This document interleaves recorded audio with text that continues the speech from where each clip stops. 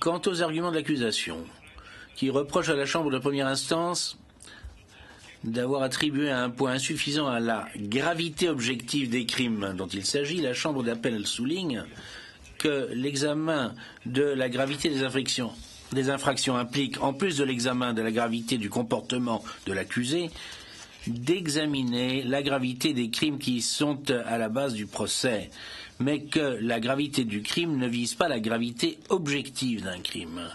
S'agissant de l'argument de l'accusation selon lequel la Chambre de première instance a commis une erreur en ne prenant pas en considération que des cas comparables concernant des tueries de masse, mais pas des cas de torture ou de traitement cruel, la Chambre d'appel rappelle qu'en l'espèce, la Chambre de première instance a constaté, je cite, qu'aucune autre affaire portée devant le tribunal ne concernait les mêmes crimes ou des crimes commis dans des circonstances très similaires.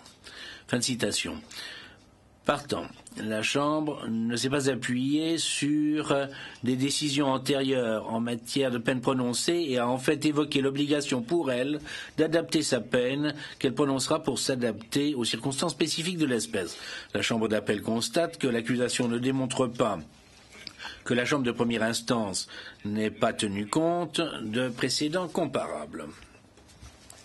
La Chambre d'appel observe aussi que la Chambre de première instance savait quelles étaient ses obligations en vertu de l'article 24.2 du statut de tenir compte de la gravité du crime lorsqu'elle aurait dû décider de la peine à infliger. Le jugement de première instance abonde en conclusions détaillées qui portent sur la gravité des crimes en question, qui comportent les sévices infligés à Ovtcharra et qui ont précédé les exécutions d'au moins 194 des prisonniers et leur ensevelissement dans une fosse commune.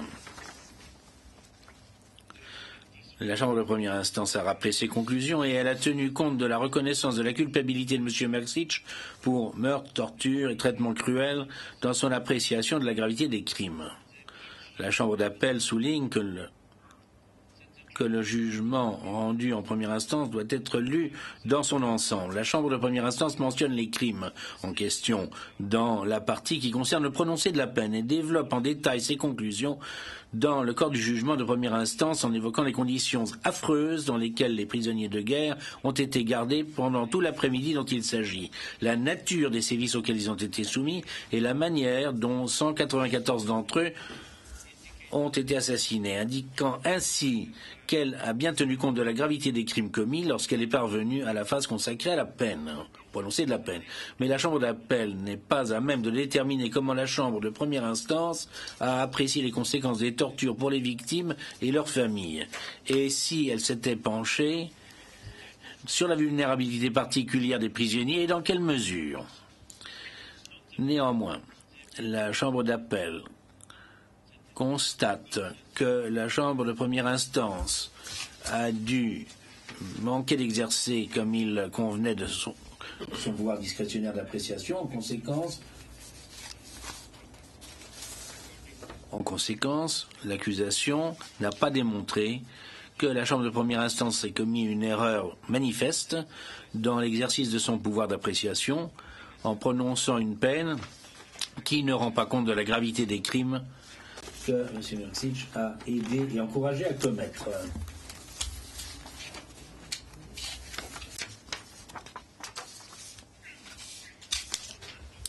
À la lumière de ce qui précède, la Chambre d'appel rejette intégralement le quatrième moyen invoqué par l'accusation.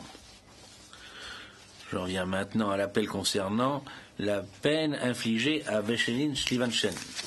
M. Slivanchanin soutient dans son sixième moyen d'appel que la Chambre de première instance est fourvoyée lorsqu'en appréciant son rôle et sa responsabilité en ce qui concerne les tortures infligées aux prisonniers de guerre à Ovtcharra, elle a conclu que les prisonniers de guerre se trouvaient sous sa responsabilité immédiate, qu'elle a commis une erreur lorsqu'elle a examiné comment il aurait pu empêcher des représentants de la communauté internationale d'avoir accès à l'hôpital le 20 novembre 1991 comme circonstance aggravante, qu'elle a commis une erreur en ne tenant pas compte de ses antécédents et de son comportement favorable comme circonstance atténuante, et qu'elle n'a pas tenu compte comme il convenait de la pratique pour le prononcé des peines en ex-Yougoslavie. En ce qui concerne la conclusion de la Chambre de première instance, selon laquelle les prisonniers de guerre se trouvaient sous la responsabilité immédiate de M. Tchivanchanin, la Chambre d'appel estime que M. Tchivanchanin n'a pas démontré que l'emploi de la Chambre de première instance des mots responsabilité immédiate soit incompatible avec ses précédentes conclusions concernant ses responsabilités pour les prisonniers de guerre à Ovtchara. Ces arguments sont donc rejetés. S'agissant du rôle joué par M. Tchivanchanin lors de l'accès de l'hôpital à ses représentants internationaux, le 20 novembre 1991, la Chambre de première instance a considéré qu'il n'était pas clair que la Chambre de première instance ait pris en considération ce facteur comme étant une circonstance aggravante. La Chambre d'appel n'est par conséquent pas convaincue que la Chambre de première instance ait commis une erreur manifeste en exerçant son pouvoir d'appréciation. Par conséquent, les arguments de M. Tchivanchanin sont rejetés.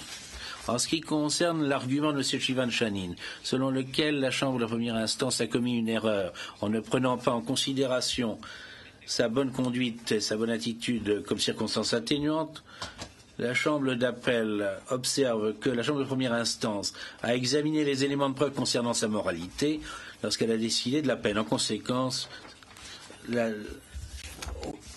aucune présentation n'a été faite concernant la peine prononcée. Par conséquent, les arguments sont rejetés. La Chambre d'appel rejette aussi les griefs que M. Tchivanchanin a fait valoir concernant l'examen par la Chambre de première instance de la pratique générale suivie en ex-Yougoslavie.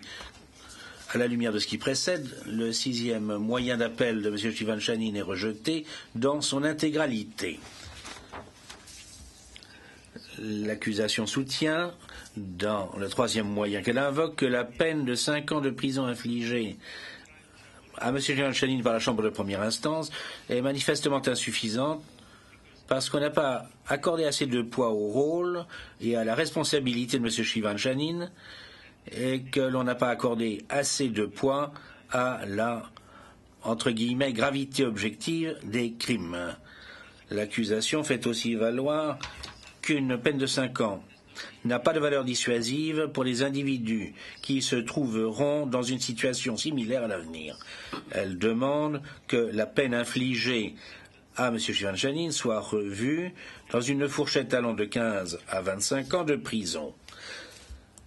S'agissant du rôle et de la responsabilité de M. Tchivanchanin, la Chambre d'appel note que la Chambre de première instance a dûment pris en compte la façon dont le rôle et la responsabilité de M. Tchivanchanin ont contribué à la commission de traitements cruels et de torture infligés à des prisonniers de guerre.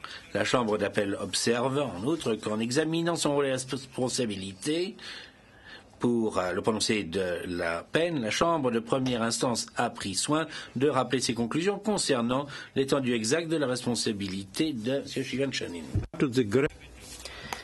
Eu égard à la gravité des tortures et traitements cruels infligés aux prisonniers, 2 crimes inscrits dans l'acte d'accusation, la Chambre d'appel relève d'abord que la Chambre de première instance n'a fourni aucun détail dans la partie de son jugement consacrée à la peine sur l'aspect massif ou la violence caractérisant ces crimes. Toutefois, le texte du jugement abonde du début à la fin de constatations attestant de l'horreur des tortures et de la cruauté des traitements infligés aux prisonniers de guerre. La Chambre de première instance a constaté que les passages à tabac ont provoqué d'importantes douleurs et de grandes souffrances et que les conditions de détention à Ovtchara, et notamment le climat de terreur et la constante menace de violence qui y régnait, ont été la cause de graves souffrances physiques et mentales. À cet égard, la Chambre d'appel relève que la durée prolongée de souffrances physiques, psychologiques et émotionnelles infligées à des victimes directes est pertinente pour déterminer la gravité des crimes. La Chambre d'appel relève que la Chambre de première instance a déclaré savoir que l'effet multiforme des crimes sur les victimes et leurs familles pouvait être pris en compte pour en apprécier pleinement la gravité. La Chambre de première instance a notamment relevé ce qui suit, je cite: En l'espèce, les victimes des crimes ont toutes été tuées le jour en question, à l'exception d'un tout petit nombre d'entre elles qui ont subi des traitements cruels et des tortures. Ces actes ont entraîné des conséquences terribles. De nombreuses personnes ont perdu leurs proches et pour la plupart d'entre elles, l'incertitude quant au sort des victimes ajoute à leur douleur.